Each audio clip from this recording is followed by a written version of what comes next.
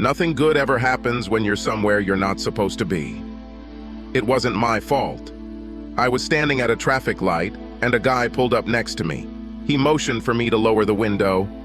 "Your tire is flat," he said. I thanked him and pulled into the store parking lot on the right. I went out and looked. Shit. I could see the head of the screw that had penetrated the tire tread, and the air was slowly leaking out. Great. Now what? I decided to go in and grab a can of sealant. When I returned it, I took out the screw. Big mistake.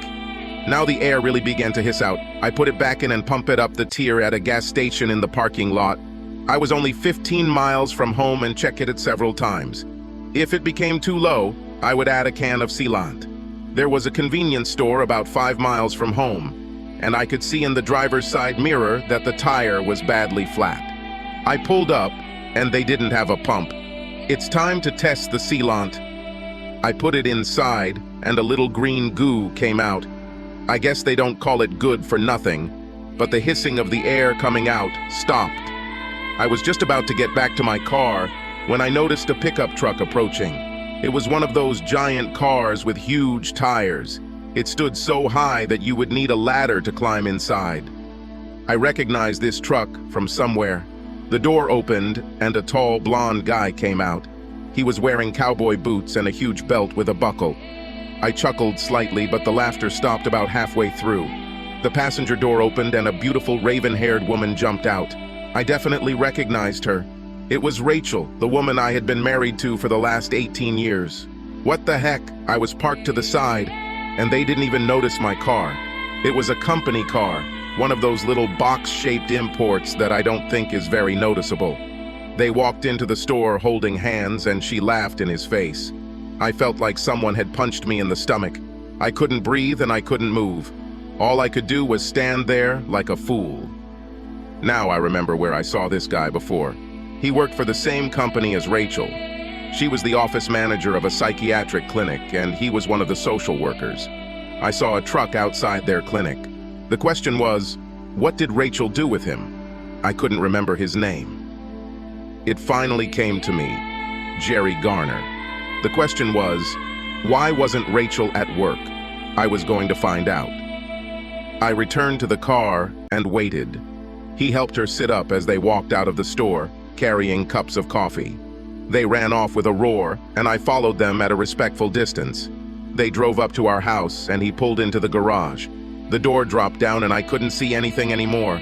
I sat there for 30 minutes, but the thought of the tire made me nervous. I kept checking on her, but if she was coming down, I didn't see it. 2 hours later, the door opened and they drove past me back. I held the file folder in front of my face, but I still don't think they would have noticed. She was sitting directly across from him, and they were too busy staring at each other to notice anything else. Rachel wouldn't be free until 5, and it was already 2:30. I would have enough time. First, I would have to go inside and see what I could find. I had to pick up Toby at 4, and I had no idea what I was going to tell her. Toby was my 15-year-old daughter. I couldn't imagine what I'd find inside, but maybe I'd get some answers. When I walked inside, everything was quiet. I heard water dripping from the faucet I was about to fix in Toby's bathroom. It was the only sound other than the rustle of air coming out of the air conditioning vents. I looked around, but didn't see anything unusual. I checked upstairs. The bed was made. There were fresh sheets. My heart sank like a stone. I leaned my back against the wall and slid to the floor. I felt numb. There seemed to be only one rational explanation. I must have sat there for about 30 minutes. My mind was in freewheeling mode. I couldn't seem to make sense of my thoughts, and felt as if I had been drugged with tranquilizers. My stomach started to feel sick. I stood up and opened Sprite. I felt hot and sweaty, so I went back to the bathroom. I rummaged around in my vanity for a washcloth, soaked it in the sink, and rinsed my face with cold water. After washing my face, I felt a little better. Then I noticed something. The shower floor was wet. They showered before returning to work. I returned to the bedroom and sat in a daze on the edge of the bed that my wife and her lover had just left. I jumped at the thought and looked at him in horror. This was a crime scene. I had no idea what I was going to do. Well, I was going to divorce Rachel. This was a given. I had absolutely no idea where to start. I didn't know a single lawyer. I had no idea how to proceed and had to pick Toby up from school. Toby, what was I going to tell her? I walked to the car, feeling like I'd been drunk for 10 days straight. My head was throbbing and I looked as if death had warmed me. I was in no condition to drive, but I couldn't keep Toby waiting. I suddenly realized that she was the only person in my life that I could truly rely on. Everything was fine with my baby. I was going to take care of it. Whatever I did, I had to take her into account. As I pulled into the line of cars, I saw her waiting at the school door. She walked along the sidewalk towards the car, so beautiful that my heart sank. Toby had her mother's hair and skin, dark and almost Mediterranean in appearance. She had the most amazing eyes I've ever seen. They seemed to be dark brown, like her mother's, with streaks of gold and green. The doctor called them nutty, but I've never seen anything like it. She was tall, like me, with long dark brown legs and beauty. She opened the back door and threw her backpack in. When she sat down, she slid towards me to kiss me and froze. "Dad, what happened?" she asked. "You are sick? Something happened? Is everything okay with Mom?" "What happened, Dad?" Her voice rose, and there were notes of fear in it. I had to say something. "I'm fine, kitten," I said. "Nobody's hurt or sick or anything like that. I need to talk to you, Toby. Let's go to the park and just let me hug you and talk to you for a minute, okay? Don't ask me any more questions until we get there, okay?" "Okay, Dad, but you scare me a little," she said. "I know, kitten, but everything will be fine," I told her, hoping it wasn't a lie. It only took us about 5 minutes to get to the park. I've pushed her on that swing 1,000 times. Rachel and I both sat on the benches and watched her play on the equipment. Happier times. Was my whole life supposed to consist of nothing but memories of happier times? We walked over to one of the benches and she took my hand, swinging our arms as we walked, just like she had done since she was so tiny, barely able to walk. We sat down and I struggled to find the words to begin. "Just tell me, Dad," she said. "I can handle this." "Well, I'm not sure I can," I said. The story came out on its own. I told her everything I saw, everything I felt, and tears flowed down my cheeks like a river. She held my hand all this time, and when the fountain of words and feelings dried up, she pressed herself close to me. "That doesn't sound very good, Dad," she said. "We need to go home and ask Mom about this. I think it all depends on what she tells us. I know it looks bad, but we don't know enough. We need to talk to her." I kissed the top of her head, my heart filled with pride. My child was much braver than me. She pulled my hand until I stood up. "Do you want to drive?" I asked her. Her eyes were shining. She just received her study permit. When she thought about this, a cloud flashed through those beautiful eyes, but it quickly passed. She carefully drove home while Rachel's car was parked in the garage. It was her. She greeted us at the door, hugging and kissing each of us. You'd think she wasn't a cheating slut. Either she was an Oscar-winning actress or I misinterpreted the whole situation.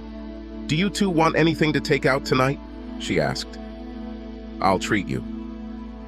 "I think we just need to talk to you for a minute, Mom," Toby said. "Okay. Everything okay, baby?" "I don't know," Toby said. "Let's find out." We walked in and I sat down on the couch next to Toby.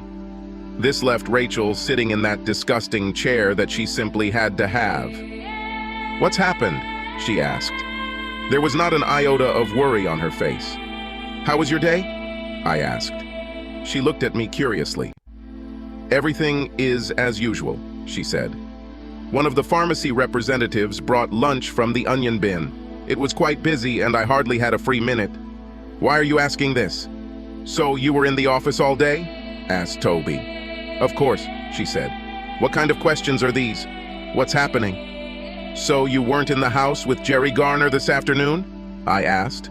Her face turned pale. "Of course not," she said. "Are you accusing me of something, Oliver?" "I saw you," I told her. "What? You didn't see anything?" She stammered now. "What are you trying to do?" "He's lying, Toby." I was in the office all day. You can ask Angel. No, I don't think he's lying, Mom, Toby said. I think you're lying. I won't ask Angel. She would lie for you. I think I'll call David Jones. He's your boss, right? I don't think he would lie for you. What's his number? He got off the night shift, Rachel said. I'll ask him to call you tomorrow.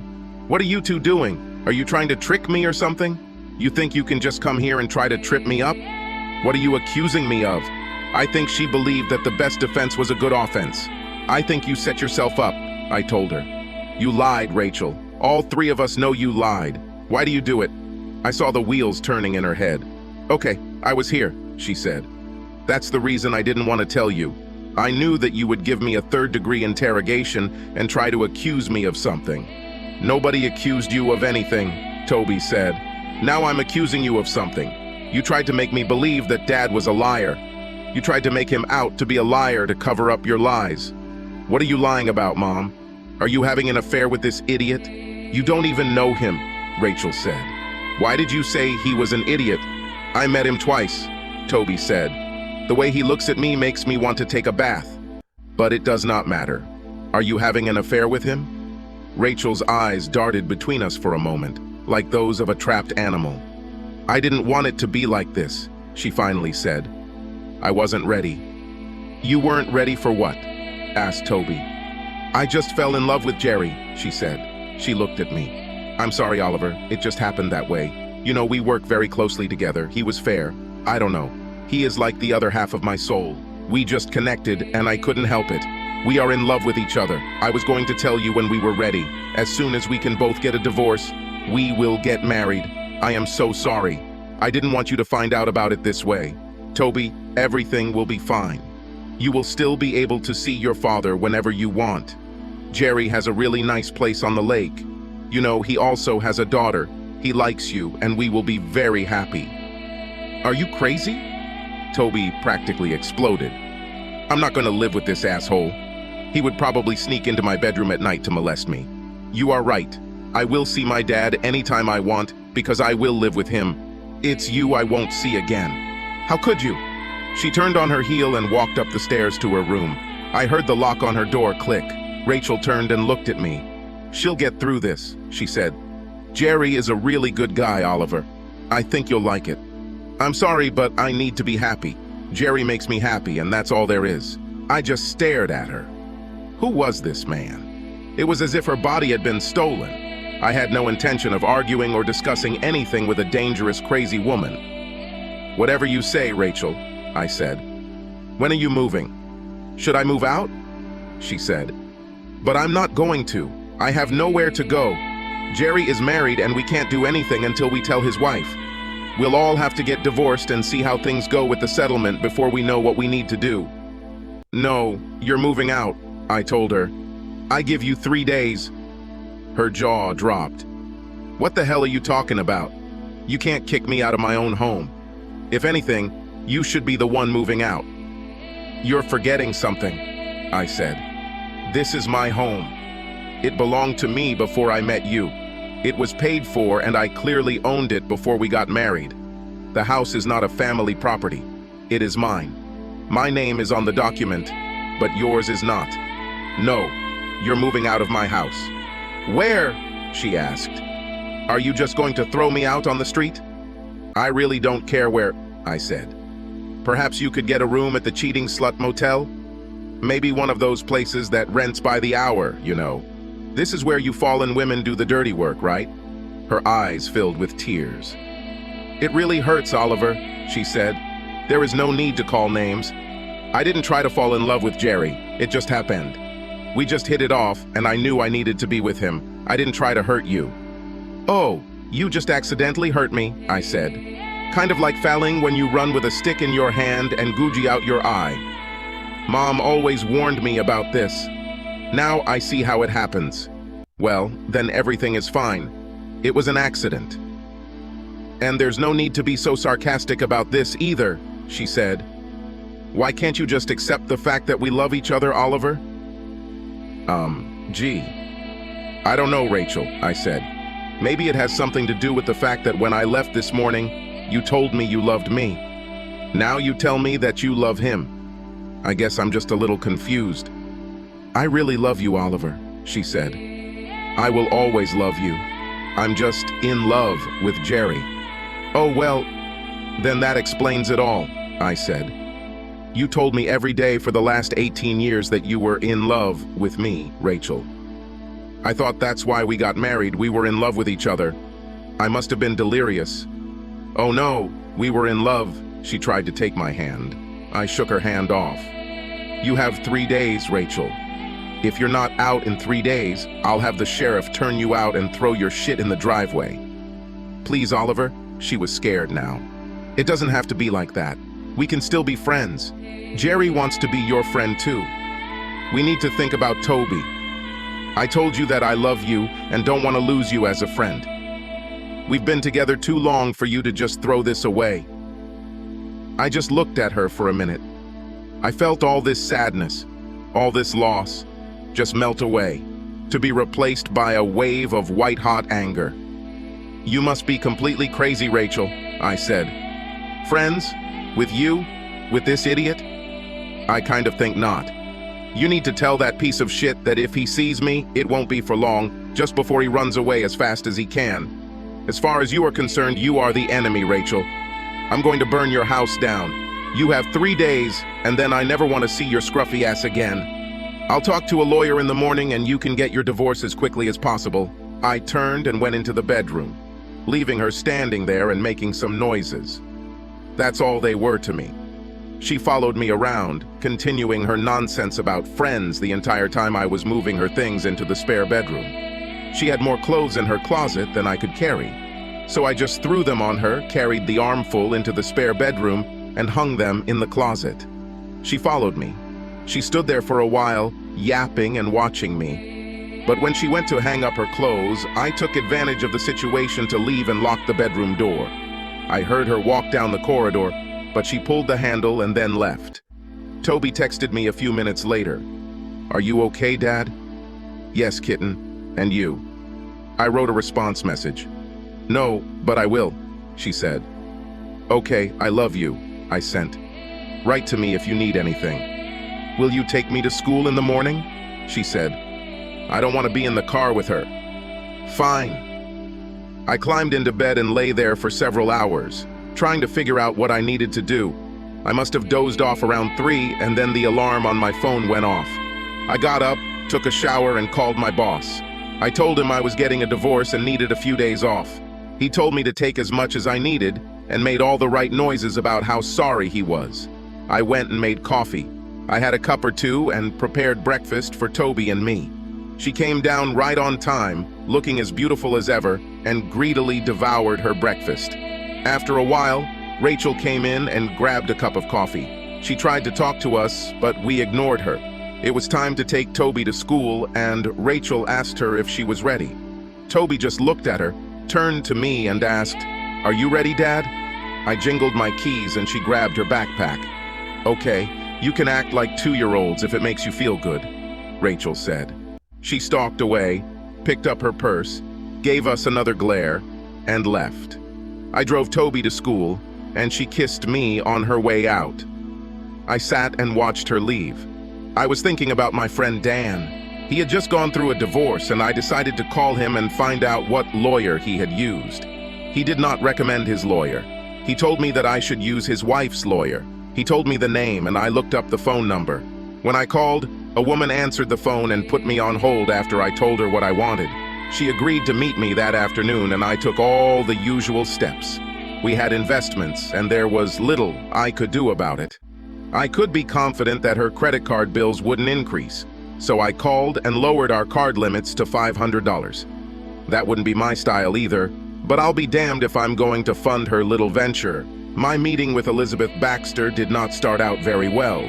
She made some assumptions, and it was necessary to disabuse her of them before we could get to work.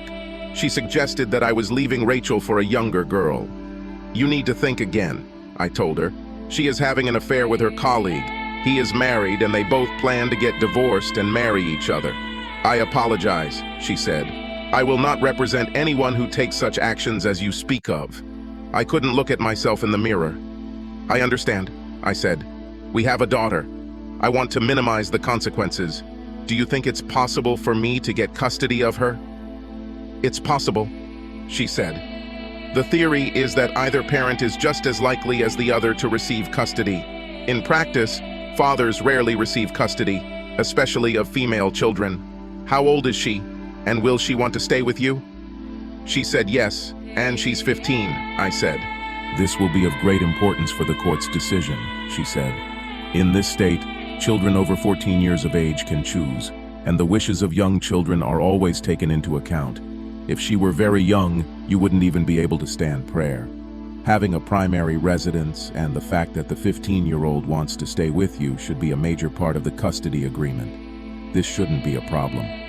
Just do the best you can," I said. I was driving home and wondering what I should do now. I was going to do something, but it had to be legal. Going to jail would cost me Toby, and I wasn't going to risk that. What opportunities were open? You need to be careful when burning houses to make sure your own doesn't catch fire. This took some thought and planning. I suspected that his wife was as ignorant as I was, so the first step would be to tell her about it. I needed to make a list. I was, of course, going to tell her family. Rachel's mom and dad loved me, and they, of course, loved Toby, so telling them was the first thing. But I wasn't sure how to approach it. Making sure all our friends are kept up to date was also on the agenda, and I thought I could make enough noise on social media to keep their lives interesting. This was the first item on my agenda. She had our family's Facebook account. I played with it a little, used the messenger a little, and got my bearings. I looked online and found out that dear old Jerry's wife did the same thing. I screenshotted a few photos and posted a message on Rachel's page saying we were getting a divorce, that she found her soulmate in Jerry by posting his photo. I changed my password and logged out. It was nice. I wondered how long it would be before her freeze and family started blowing up her phone and Facebook page. I was hoping that the asshole's wife would get the hint.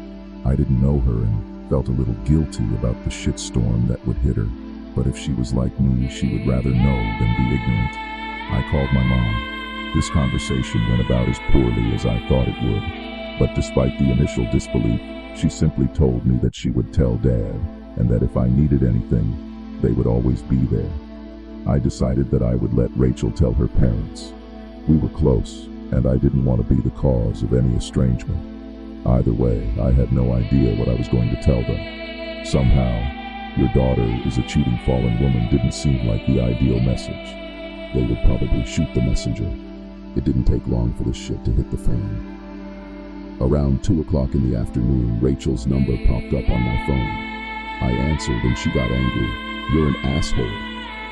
Her opening salvo gave me great personal satisfaction. "You couldn't just leave things as they were, could you? I know you blocked me on Facebook. You will clean up this crap. Jerry's wife doesn't know. All my friends call me asking what happened. My parents know. I'm telling you, Oliver, cut this crap." "No. You're not my boss," I told her. "What? Are you 5 years old? Take it away, Oliver, I tell you." "Why?" I asked. "You should be happy. This way, everyone can get used to you and your significant other. Are you embarrassed that people find out you're a cheating slut, Rachel?" "I don't." She fell silent. Apparently she realized the absurdity of what she was about to say. "Oliver, please take this away. It wasn't supposed to be like this. You lost all ability to choose what it would be, like the second you cheated," I told her. "Any right to attention, any claim you had to my respect or even politeness has vanished like smoke. I told you you're the enemy now, Rachel. Get used to it." I ended the conversation. My phone immediately rang again, but I ignored it. It's time to pick up Toby. I told her the result of my conversation with Elizabeth Baxter, and although she was happy that she was likely to be with me, overall she was not at all happy. "What's wrong with her, Dad?" she asked. "You know I love her, but she was always a little crazy. I never really felt like she was an adult. At least not like you. It always seemed like you had 2 children, her and me. Have you ever noticed?" "Not like that," I said. "Now that you mention it, she's always been kind of impulsive, but she's always been like that. I never thought she would do something like this." "Well, we'll just have to make the best of it," she said. "Dad, I never want to be in the same house with this bastard without your presence. I don't care what you have to do, just make sure it doesn't happen, okay? I will do everything in my power, I promised. We bought pizza on the way home, and I was just enjoying my second slice when my phone rang. It was Bob, Rachel's father. I wasn't looking forward to it. I told Toby who it was, and she told me to put it on speaker. He got straight to the point. Oliver, I don't know exactly what's going on, but Rachel came here last night and asked if she could stay with us. Would you bother to explain how this happened? Did you ask her? I said. She said you kicked her out. Well, I did. But did she tell you why? No, she said she was going to explain, but she wasn't ready. Are you sure you don't want to wait for her explanation? I asked. Can't you just tell me? He asked. She's having an affair with Jerry Garner, the guy she works with. He's planning to divorce his wife, and she was planning to divorce me, and they're dating, I said. What? This is crazy, Oliver. How did you know that? Yesterday I found them together, I said. Besides, she told me herself. Are you sure you heard right? He asked. Toby spoke. Hi, Grandpa. I listened carefully. Dad is talking to you on speakerphone. There is no misunderstanding here. I was there when she told him. I'm very sorry, Grandpa. I love you. She sobbed, and he heard it. When he spoke again, his voice cracked. Don't cry, love bugs, please. Just be strong, okay? I love you too, and Grandma too. I'll try to reason with your mom. Oliver, are you still here? Yes, I'm sorry, Bob. Don't worry about Toby. You are her grandparents, and nothing will ever change that. I know you love Rachel, and you will do what you have to do. I respect you more than I can express in words. I hope you don't hate me when this is over. That will never happen, he said. I'll find out what's going on. Call me if you need anything. Everything went better than I feared. Shit happens. You do the best you can. There is no need to describe in detail what happened during the divorce process. Most people know plenty of people who have been through this. It was long, painful, and it didn't get any better. Rachel appeared to be delirious. She imagined that she would get custody of Toby. That did not happen. Miss Baxter was as good as advertised. I was awarded full custody based on Toby's desire to live with me, and after hearing Toby in private, the judge ruled that Rachel was entitled to unlimited visitation, but not one that would involve Toby being alone with her and Jerry Garner. In any case, this is no longer a problem. His wife divorced him, but it seems the whole soulmate thing was a bit exaggerated, at least on his part. 2 weeks after I learned of their affair, he began a new conquest. All those grandiose plans evaporated like fog on a sunny day. It took 7 months for the divorce to become final. Rachel changed her mind. I was surprised during our second court appearance when she asked the judge to schedule counseling.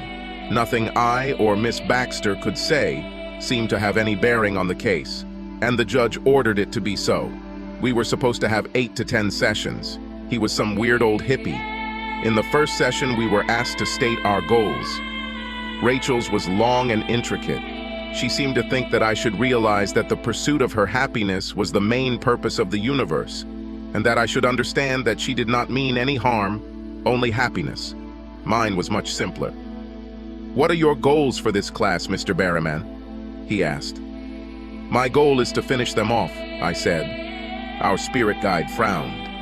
Mr. Barrowman, are you really not interested in working on your problems that have brought your marriage to this point?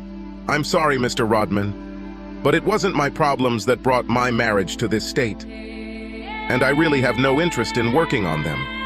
I am quite happy with my problems and fully intend to die with them. Rachel was as horrified as Mr. Guru and did not hesitate to boldly intervene.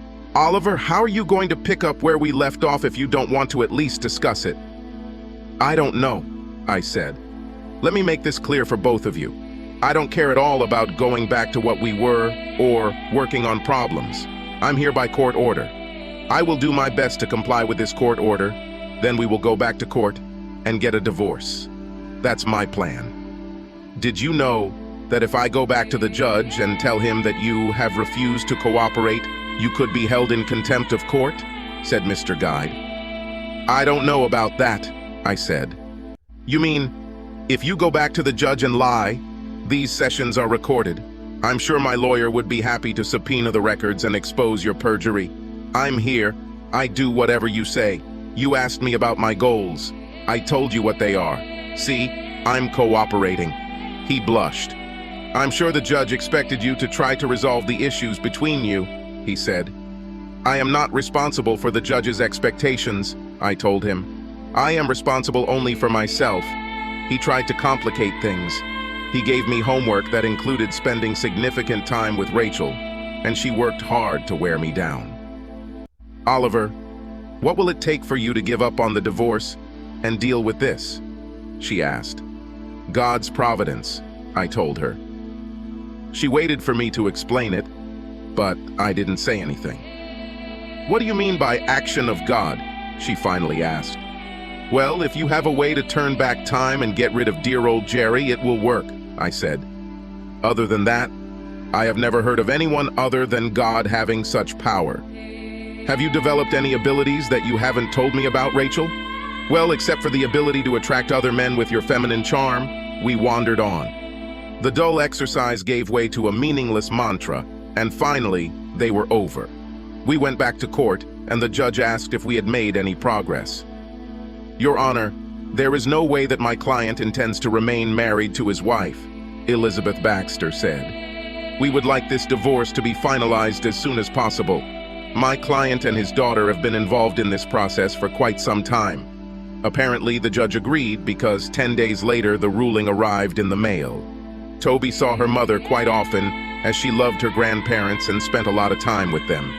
Rachel sometimes planned things that Toby would agree to do with her, but it was never the same. She was hanging out with her friends, and one in particular seemed to be at the top of her list. She was a tiny blonde named Sabrina. It seemed like she practically lived with us. She was as cute as a month-old kitten and sweet as honey. I was happy to have them, and they started including me in some of their events. One of the things they loved was water skiing. We had a boat, and when the summer holidays began, we spent most Saturdays on one of the nearby lakes. On Monday, they asked me if we could go to the lake for the weekend, take our van, and stay there until Sunday evening. Since my social calendar wasn't exactly full, I thought this was a great plan. Toby and Sabrina spent a week planning, and on Thursday, we packed everything they wanted. On Friday afternoon, a new red Jeep Cherokee pulled up in our driveway and Sabrina jumped out. An almost identical woman jumped out from the driver's side, and Toby walked over and threw herself into this unknown woman's arms. She and Sabrina brought the stranger to me. She was clearly nervous. "Dad," Toby said, "this is Julie. She's Sabs' mom, and I know you haven't met her yet." Julia extended her hand. "Hello, Oliver. The girls told me so much about you. Thank you so much for inviting me to come with you this weekend. To tell you the truth, I was a little jealous that they spent so much time with you and not with me." She smiled mischievously at me, and I immediately understood why her daughter was such an adorable little minx.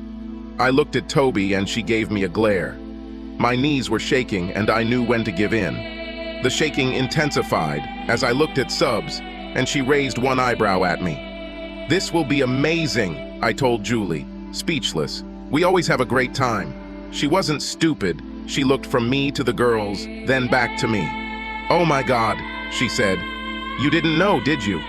Girls." She didn't have time to say another word. She was buried under an avalanche of hugs, kisses, and pleas. "Please, Mom, don't worry about it. We'll have so much fun," Sabrina said. "It's okay, Julie. Daddy will love you as much as I do, and he's a great guy," Toby said. "Look how he just holds on." She pulled herself free and looked at them. "You two go sit on the porch and I'll go talk to Oliver," she said. They showed some reluctance, and she said, "Now!" They took her words seriously and hurried away. "I'm so sorry, Oliver. I had no idea," she said. "I'm going to take the sub and leave. She will be punished for a month." God, this is so awkward. She looked so small and embarrassed that I stepped forward and hugged her. She tensed at first, but then relaxed. "Yes, it's embarrassing," I said. "They are very naughty, but you and I both know that there is nothing wrong with them. Let me guess, you're single?" She looked up at me and laughed. God, she was cute. "No, that's not true. Do you think that's what it's all about?" "I'm almost sure," I said. That's the problem. You've packed your things, you've cleared your weekend. The lake is going to be great. I'm not a bad guy, as you know from talking to Toby. Let's play along. It will be fun. We could tweak them a little. What do you say? She stepped back, looked at the expectant faces of the girls and said, "Yes, let's go." I gave them a thumbs up and they jumped to their feet, running over to join us. I heard Toby running enthusiastically. "Yit!" I stopped them and took one under each armpit. "Girls, that wasn't very nice," I said. Sabs looked up at me and giggled in her best Skeletor voice. "I'm not good." It made us all laugh and I couldn't continue. They were just too sweet and too innocent. "We know what you're trying to do," I told them. "Stop it, I'm serious. You can't just beat around the bush trying to make other people's lives better." "Yes, but I love Jules, and I didn't know how to introduce you to her," Toby protested.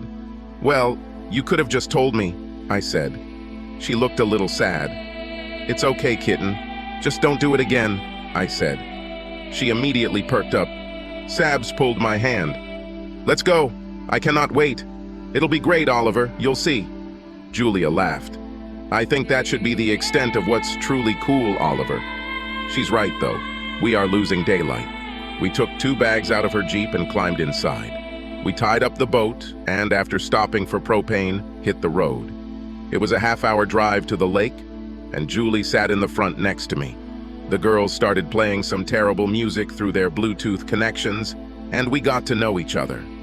It turned out that Julie had her own insurance company and was also a financial planner. I noticed her when I looked at her while talking. God, she was cute. I thought Subs would look exactly like she did when she was Julie's age. She looked quite a bit younger than me, and it turned out that she was 3 years younger. She was probably a little over 5 feet tall, had light brown hair down to her lower back, and a nice tan. She had huge brown eyes, high cheekbones, and a perfect little heart-shaped face, including a dowager's hump on her wide forehead. She was wearing jeans and a button-down top, but she was slim and lithe. I didn't want to make fun of her, so I didn't really pay attention to her until we got to the lake.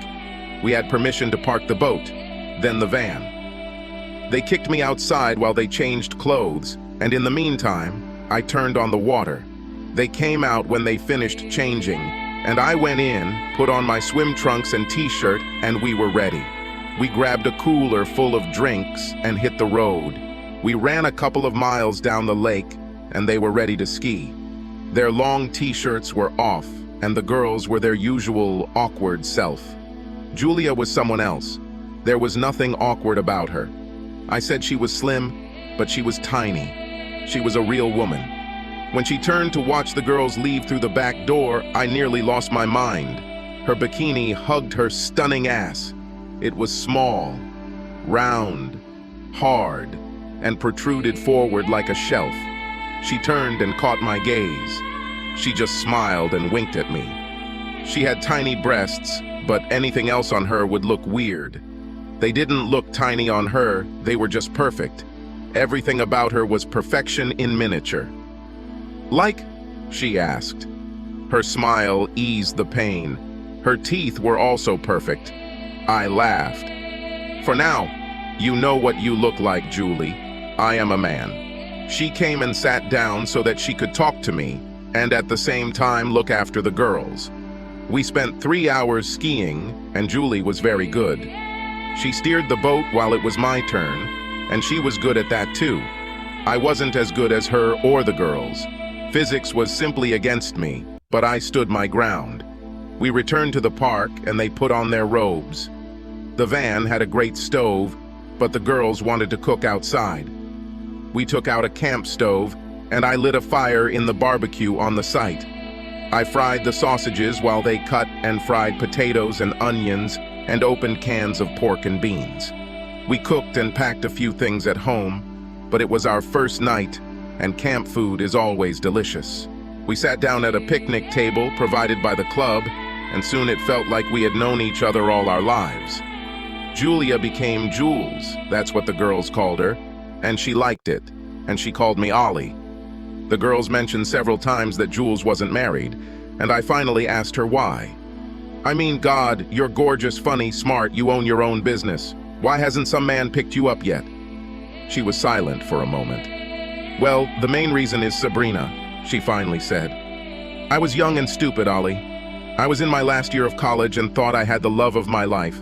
I found out I was pregnant a week before graduation. I wasn't too unhappy. We talked about getting married as soon as we finished school.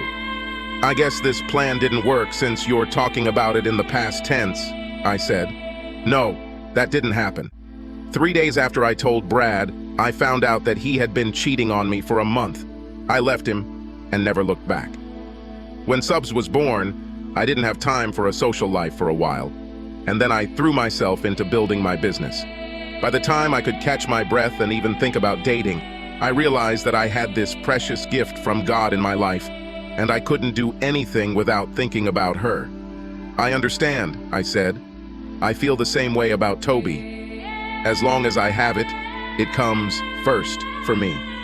I can't tell you how important she is to me. She is all that has kept me sane for the last 18 months. She put her tiny hand on my shoulder. I know, she said. She tells Sabs and me everything. I'm so sorry, Ollie. Yes, sometimes life is a real bitch.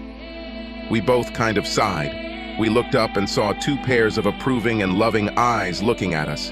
They spoke in whispers, sitting on folding chairs in the shade of the awning. I love your daughter, I told her. It seems that she is almost mine, all the time she spends with us. She loves you too, she said. She told me the other day that you're like the father she never had. When I looked at her, those huge brown eyes filled with moisture, and a tear rolled down her small dark cheek. I brushed it off with the back of my finger. She's a wonderful girl, I said. I think her mother is a very special woman for raising such a girl. She is also very brave for doing this alone. She smiled with her tear-filled eyes, stood up, kissed me on the cheek, and went to join the girls. We had a great weekend, and as she was getting ready to leave our house, I walked up and knocked on her window. Jules, would you think about going out with me next Friday? I asked. Subs squealed with delight, and Jules smiled her dazzling smile. At what time? 6? I asked. We'll have dinner and then do something else, okay? Oh, can Toby stay with Subs while we're gone? It sounds tempting, and, of course, yes. She kissed me on the cheek and they left. Toby was waiting for me at the entrance. Well, she asked. Did you ask her out on a date? Did you kiss her? I hugged her and spanked her ass. Yes, I did it, and it's none of your business. She squealed, the same sound Sabs made. I knew it. She's perfect for you, Dad. I love her so much, and Subs is like a sister to me. I shrugged. What happens, happens, Toby. You can't force it. Stop playing matchmaker. She buried her face in my chest. I know, Dad, but you were never going to do anything other than just love me unless I did something. It's not that I don't like being the only woman in your life. I laughed. Well, you will always have a place in my heart that no one else can touch. You are my baby, and that will never change. She purred and cuddled up to me for a minute, and then went off to do her own thing. Our first date went well. I took her to play racquetball. She was new to the sport, but she played tennis, and the mechanics of the shots were much the same. Once she got used to the rules and started bouncing off the walls, she did well. Being a natural athlete certainly didn't hurt. She was fast as lightning and could change direction much faster than I could. This is where being tiny worked to her advantage. After we finished, we cooled down at a table outside the courts, drank, and relaxed. She grabbed her phone. Let's take a photo for the kids, she said. We posed with our rackets and goggles, and she took a photo. They responded immediately, and we have a good memory. We both took a shower, and I took her out to eat. It was very tasty Italian style, and we stuffed ourselves. We finished the wine, Jules sat next to me in the booth, and we just sat back, talking quietly and relaxing. It seemed natural to me to hug her, so I did. She pressed herself close to me and smiled up at me. I thought again how cute she was, and realized that she would always be cute. It was something that wasn't supposed to change with age. She leaned towards me as we approached her house and looked up at me expectantly. I could tell she wanted me to kiss her, so I did. I wanted to kiss her, even more than she probably wanted to be kissed. It was long and very tasty. Her lips were plump and soft and tasted like wine and cherry chapstick. As we moved away from each other, I noticed the curtains move. "I think we have an audience," I said. She giggled, much like her daughter. Or maybe her daughter sounded like her. "I'm not surprised. You know they're trying to set us up, right? You do not mind, do you?" I asked. She blushed. "No, I like everything I know about you, Ollie." "Me too," I said. "We better get in there before they tear down the curtains." We met every Friday for 4 months. We were getting closer and closer, and I wanted to take our relationship forward. I didn't want to push her, but it got pretty hot at the end of some of our sessions. I also discovered that I enjoyed having her as a friend almost as much as I enjoyed having her as a girlfriend. We talked on the phone constantly. She would reply or text me with funny little things or just a few words several times a day, and I would do the same. I would see or hear something, and I knew it would make Julius laugh, so I had to share it with her. We became very close, and I knew everything about her life, just as she knew about mine. We started having dinner together, all together every Tuesday, and we would just hang out, play games, and I was almost as in love with Subs as I was with her mother. They were very similar, and if you knew one, you knew the other almost as well. There were subtle and significant differences, but they were both absolutely charming, and the differences only emphasized the similarities. Life was wonderful, and the only thing that marred it was Rachel's constant presence. She was still a part of Toby's life, and therefore, willy-nilly, mine. I wanted nothing to do with her, and her appearance irritated me. She always tried to talk to me every time she came to pick up Toby or I took her to her grandparents. She still lived with them. She lost her job with Jerry at the clinic and worked at another private one on the other side of town. If she annoyed me too much, I would ask her if she had heard from him. This quickly stopped her attempts. "How long will it take you to forgive me?" she asked on one of these occasions. "Forgive you? For what?" I asked. "As far as I know, you don't believe you did anything wrong." Not once did I hear, "I'm sorry, Oliver. I was wrong. I'm sorry that I tried to make Toby believe you were a liar. I'm sorry that I tried to take her away from you, tried to rape you in the divorce. And what's worse is that I never once heard, 'I'm sorry I cheated and had sex with that creep behind your back.'" I didn't hear it then either. She could not take any responsibility for her actions. I really didn't know what forgiving her would entail. I was reconciled and at peace. I didn't forget, but I'm sure I didn't mean to spend a minute grieving over it. People have the right to do stupid things. They have the right to divorce you, leave you, end their friendship with you, and you just accept it and move on. People do shitty things every day. In the heat of the moment, I wanted to punish both traitors, but I quickly went beyond that. Their punishment was that they were who they were. They had to live in harmony with themselves. I fully intended to live with myself, and that meant leaving the lies and cheating behind and living my best life. Rachel was an unhappy woman, and I really wanted everything in the world for old Jerry, but I couldn't do it. Let God or the universe punish them. I quit this game. She became even more unhappy when she found out I was dating Jules. I took Toby to her grandparents for the night, and she came out to the car and stopped me. "I heard you're dating the mother of one of Toby's friends," she said. I just looked at her. "This is true?" she asked. "It's my business," I said. "Damn it, it's not like that," she snapped. "I'm your wife and I have the right to know." "Your license is crap," I told her. "You are not my wife. You found your soulmate. And it wasn't me, remember? And then something happened that is called divorce. My business is no longer yours, and yours is not mine. Fuck off, Rachel. Don't poke your nose into my affairs anymore." When I left, steam came off me. Damn, this bitch just wouldn't leave it alone. I told Toby what happened. She was just as furious as I was. Before that, I took Toby to her grandparents, and Rachel brought her to our house. Now it's over, Bob, or Cindy's grandparents would come to our house and pick her up from then on. This has eliminated a major source of stress in my life.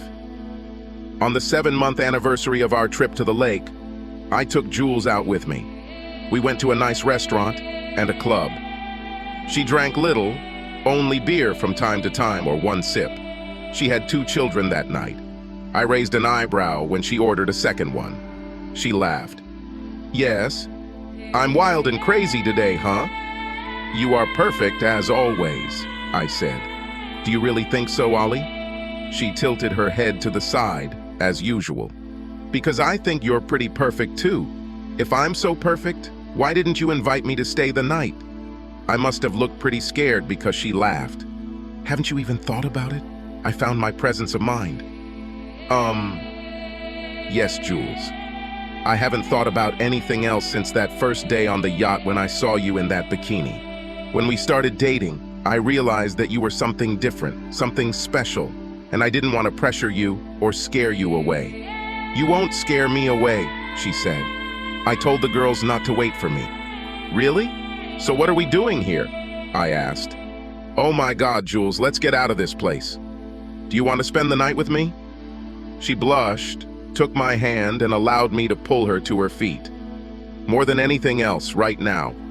She practically melted into me as we walked out and leaned over to rest her head on my shoulder and held my hand the whole way home. I let her out when we pulled into the garage, and she cuddled with me all the way to the bedroom. I turned her around at the foot of the bed and kissed her. It was one of the most incredible kisses I've ever had, and it just went on and on. When we stopped to catch our breath, she looked up at me, and I drowned in the warm brown pools of her eyes. She put her arms around my neck and looked into my eyes. "Make love to me, Oliver," she said. "I'm a little afraid." "It's not worth it," I told her. "I love you, Julie Barnes. You know that, right?" "I thought so," she muttered. "But I needed to hear it." "I love you too, Oliver." I pulled her towards me and unzipped her little blue dress. I did it slowly, running the back of my fingers along her back, and she winced as I felt goosebumps form on her skin. When I reached a small depression in the small of her back, just above her buttocks, I stopped and stroked her there. She shuddered again. Her skin was like satin, and I reached up and pulled the dress off her shoulders, down her chest, and over the curve of her hips. She wasn't wearing a bra. She didn't need it. Her breasts were small, but perfectly shaped and suited her figure. Large breasts would look weird on her. They seemed much larger than they actually were due to her height. She was covered in a golden tan, and I could tell she was sunbathing topless. I turned her around and sat on the bed, holding her at arm's length so I could look at her. I was right. She was perfection in miniature. She was wearing little blue lace panties and was an adorable erotic doll. I pulled her towards me and pressed my cheek against her elastic belly, wrapping my hands around that fantastic ass. God, this was the feeling I had dreamed of. It was round, firm, and smooth. I stood up and undressed, almost tearing the buttons off my shirt in an attempt to press my skin against hers. When I was left in only my shorts, I took her in my arms like a child. I would bet she didn't weigh 45 kilograms. I carried her to the bed, wrapped my arms around her neck, and carefully laid her on the bed, and we wove our passionate embraces into each other. She ended up deliciously naked in my bed. She looked like an erotic angel. Her blonde hair spread out like a halo across the pillow. I moved to get a better look and taste, but she grabbed me. "Later, Oliver," she said. "I'm ready and I'm all on fire. For me, it was such a long time ago. I need you now." I didn't argue with her. I was completely naked, and she gasped when she saw my manhood. "Oh my God, Ollie, take your time, baby. I've never had anything like this." "How much have you already had?" I whispered in her ear. "3, she muttered, "but never anything like that. At first we made love very much slowly, getting used to each other. But when things went faster, it became louder. Her whole body began to move, and I found myself in the sex of the century. She was so active, so athletic, and she put everything she had into lovemaking, just like everything else in life. I knew I wouldn't last long, and it's a good thing she was on edge. Just when I couldn't hold it in any longer, I felt the tension in her body peak and explode. She squealed hoarsely, and pressed herself against me, screaming out her passion as I exploded with her, pouring into her what seemed to be my soul. We swayed and moved together, finally slowing down and stopping. I leaned over her, supporting, some of the weight of my upper body on my elbows, and we kissed for what seemed like hours, mumbling about our love. I've never been soft, and when I caught my breath, we began the dance of passion again. We fell asleep in each other's arms, and twice that night we made love again, once on my initiative and once on hers. The next morning I woke up lying on my back with an angel half prostrate above me. Her hair covered us, and her cheek rested in the hollow of my shoulder. I just watched her sleep, lazily playing with her hair until she opened her eyes. She pressed herself against me and moaned. "My place is here, Ollie." "I know," I said. "Would you like to wake up here every morning?" She opened her eyes and looked at me. "You mean, like living together?" "No, honey." "Well, yes. But I mean, will you marry me, Julie Barnes?" She raised her small left hand between our faces and moved her fingers. "Nope," she said. "It seems like something is missing." "Hold that thought," I said, and began to get out of bed. "I can hold this thought," she said, "but I can't hold anything else.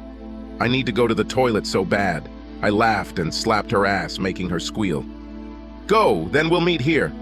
She ran away. A little naked fairy, I went down to my office, stopping to use the facilities myself. I took what I came for from my safe, and when I returned, she was curled up under the blanket. I climbed inside and took hold of that left hand again. I looked into her eyes and saw only love there. "Julie, will you marry me?" I put the ring on her finger. It was too big, and we would have to resize it, but this will do for now. She picked it up and looked at it. "This is wonderful," she said. "It looks old. Where did you take it? When did you receive this?" "Remember I told you that I was going to the auction?" I said. "It was about a month ago." "Yes, I remember. They were auctioning off the estate, right?" "Yeah. What I didn't tell you is that I saw this ring in a catalog and went out with the intention of buying it and asking you to marry me. It was made in England around 1810 for the Duchess of Avon. It has a long history. Do you like it?" "I like it," she said. "This is the most beautiful ring I have ever seen." "Are you going to answer my question?" I asked. "What?" "Oh, yes, Oliver. Yes, I will marry you. Oh my God, yes." I laughed and squeezed my bride in my arms. "We need to notify the girls," she said. "Subscribe to our channel so that your second chaff doesn't cheat on you, and go ahead and listen to the next story, because this story is nothing compared to the next one. If you're under 18, don't even think about listening to the next one."